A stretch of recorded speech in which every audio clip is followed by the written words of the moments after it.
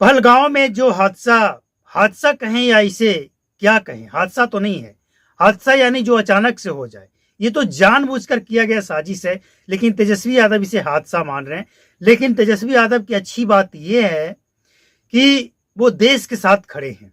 यहाँ पे वो हिंदू मुस्लिम नहीं कर रहे हैं, जबकि कई नेता इन्हीं की सरकार की, तेजस्वी यादव की सरकार है झारखंड में, झारखंड के एक मंत्री हैं। इनकी बात आप सुन लीजिए, क्या कह रहे हैं ये। शरीयत मेरे लिए बड़ा, ठीक है। हम कुरान सीने में रखते हैं और हाथ में रखते हैं संविधान। मुसलमान कुरान सीने में और हाथ में संविधान लेके चलता है, ठीक है। तो हम पहले शरीयत को पकड़ेंगे, इसके बाद संविधान को, जो मेरा जो इस्लाम में है वो।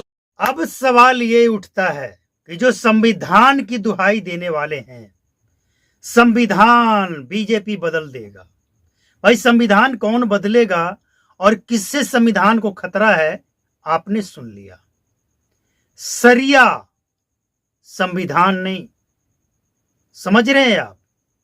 अब जो मंत्री हैं, जो संविधान का शपथ लेकर मंत्री बना है, वो इंसान क्या कह रहा है कि हम संविधान को हाथ में रखते हैं और सरिया हमारे दिल में है। यानी संविधान को ये नहीं मानते हैं। जाहिर सी बात है, इनके लिए सरिया सब कुछ है। तो संविधान की दुहाई देने वाले महागठबंधन के लोग क्या कहना चाहेंगे, खुद ही कह दें। हम क्या कहें और जनता क्या कमेंट करे, आप खुद तय कर लीजिए कि ये देश संविधान से चलेगा या सरिया से चलेगा। क्यों इस देश के मुसलमानों को ऐसा लगता है कि संविधान से ऊपर सरिया है, जबकि भारत के अलावे किसी भी देश में सरिया बरिया का कोई मतलब नहीं है। मुस्लिम कंट्री में भी उस देश का कानून चलता है, सरिया कानून नहीं चलता है, कहीं नहीं चलता है। लेकिन भारत में जितना ज्यादा छूट आजादी मिला है मुसलमानों को, उतना ही ज्यादा ये तांडव कर रहे हैं। मुर्शिदाबाद, इसके बाद पहलगांव, क्या हुआ? हिंदुओं को चिन्हित करके टारगेट किया गया है।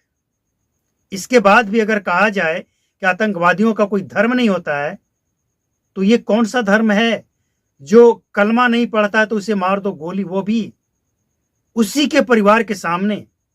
आप समझ सकते हैं ये दर्द?